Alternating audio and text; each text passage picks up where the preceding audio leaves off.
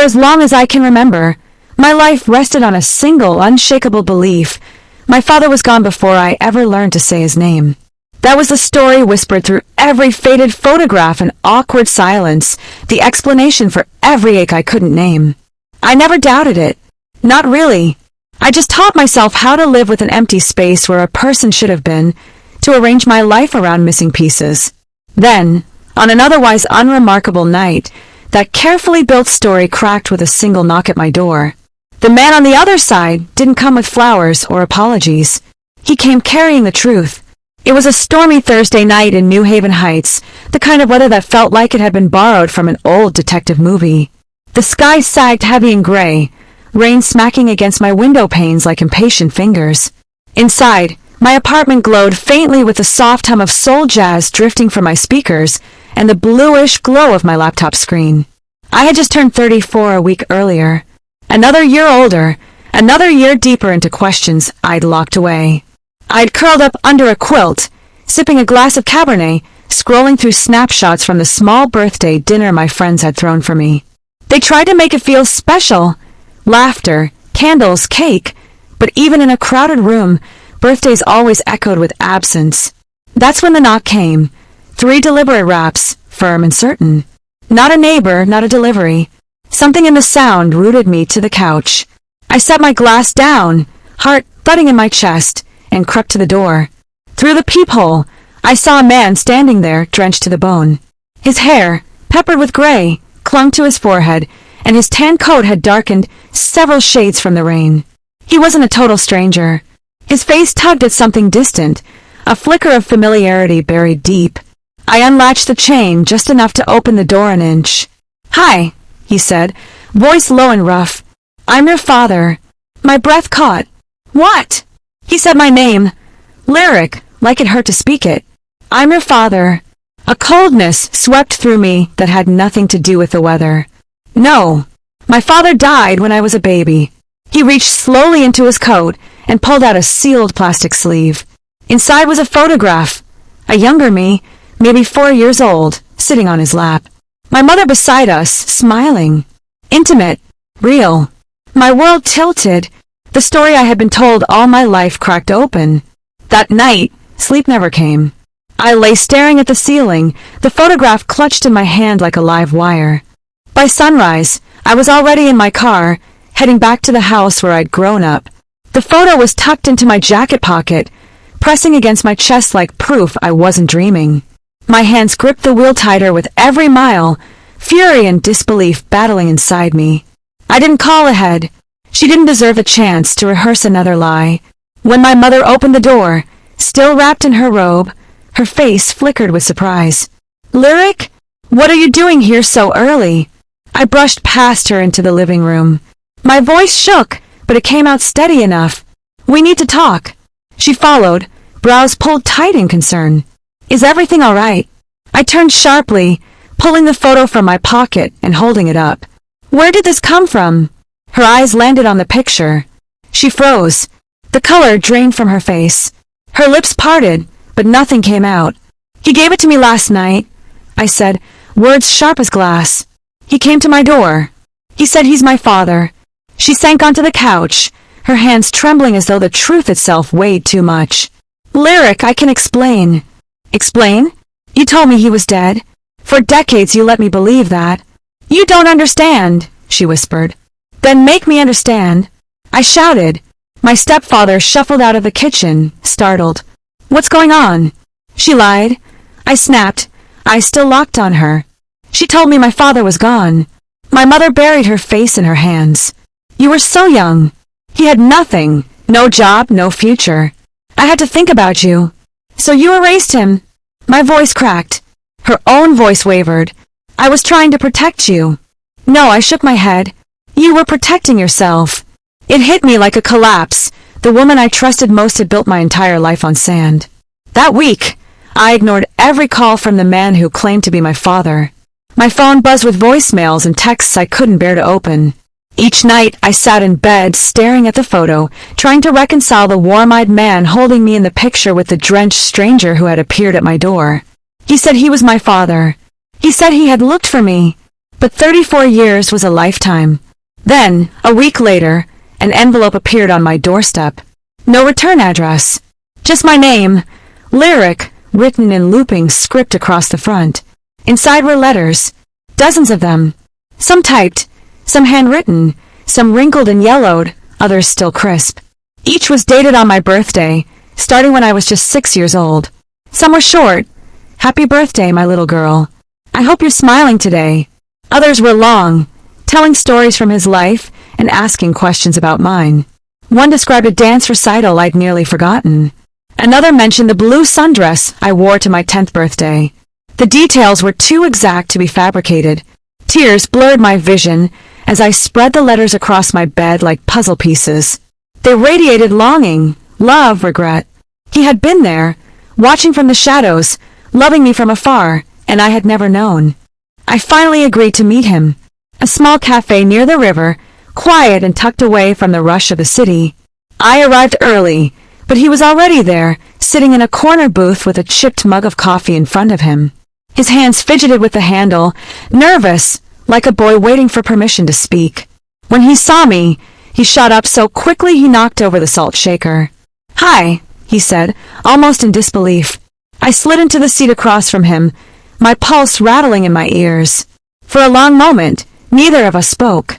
Then the question tumbled out before I could stop it. Why did she leave? His shoulders slumped. He stared down at the table, as if the answer was carved into the wood. "You were 4, he said slowly. "I was working double shifts, trying to get us out of that one-bedroom apartment. She didn't want to wait. She said I was unstable." He gave a bitter laugh. "But the truth is, I was just poor. That was my crime. I never raised my hand, never touched a drink. I just didn't have money." The words pierced me. "Why didn't you fight for me?" His eyes lifted, glassy but steady. "I did. I went to court. They gave her full custody. I got supervised visits. And then she moved, changed her number, left no trail. I searched for years, Lyric, hired investigators.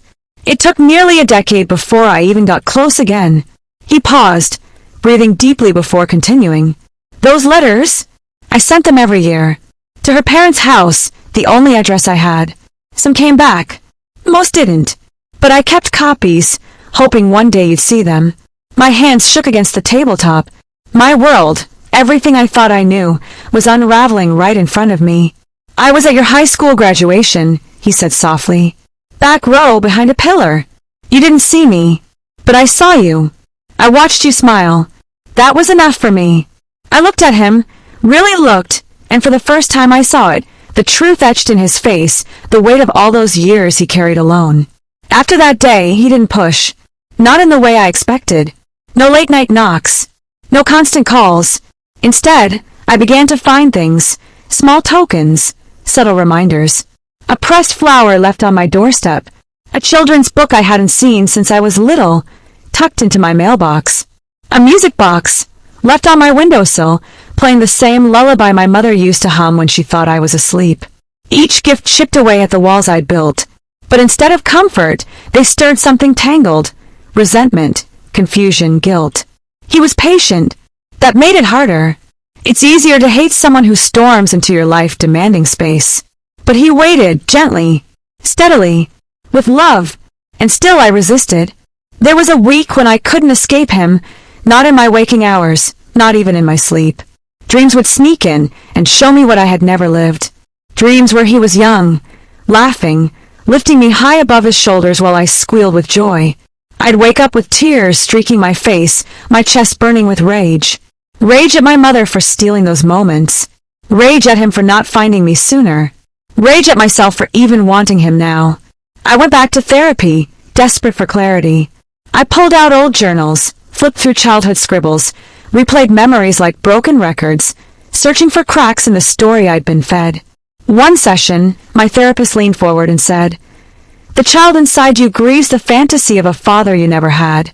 The adult inside you grieves the truth that was hidden. Both are valid. Both are heavy." Her words sat in me like stones. I started writing letters I never sent, some to him, some to my mother, some to myself. Drafted emails, deleted them. Each time I almost reached out, a whisper in my head asked, "What if it's too late?" Then one night, I came home to find a box just inside my door. No label, no note. Inside were drawings, childish crayon sketches on yellowing paper. Stick figures of a little girl holding hands with a tall man. The handwriting at the bottom said, "Lyric, age 6. My breath hitched. I had drawn these. I didn't even remember doing it. But he had kept them. For decades. At the very bottom of the box, one line written in his hand. "You remembered me, even when you didn't know it." I sank onto the floor and cried until my chest ached. For the first time, the ache wasn't just anger. It was grief, raw and unrelenting. When my 35th birthday came, I didn't want to party. I took the day off, ignored the buzzing of my phone, and wandered the city alone. I passed bakeries, bookstores, crowded sidewalks, all blurring together. Then I stopped, frozen in front of a pastry shop window. There it was, a strawberry tart, my favorite as a child. It was a small thing, but it felt like a sign. We met again on a quiet Sunday afternoon in Carter Park. The air was crisp, carrying the faint scent of damp leaves, with sunlight slipping through the branches of a sprawling oak. He was already there, sitting on a bench with a folded newspaper and a small bag of pastries beside him. When he spotted me, he stood, but didn't rush over. He just waited. I walked toward him, each step heavier than the last. "Hi," I whispered when I finally reached him. "Hi," he echoed, his eyes carrying that same softness that had haunted me since the night he knocked on my door. He gestured to the bench, and I sat. From the bag, he pulled out a strawberry tart, the same one I'd stared at in the bakery window days before. He handed it to me without a word. "I wasn't sure you'd come," he admitted. Neither was I. We ate quietly, the silence delicate, like a fragile glass we didn't want to shatter. At last, I asked the question that had gnawed at me for weeks. "Did you really come to all those birthdays?" He nodded. "As many as I could. Sometimes from afar, parked outside the house, just watching the lights. Other times I sent gifts or letters, not knowing if you'd ever see them. And yes, I was at your graduation. You didn't see me, but I saw you. And I was proud. Something inside me cracked.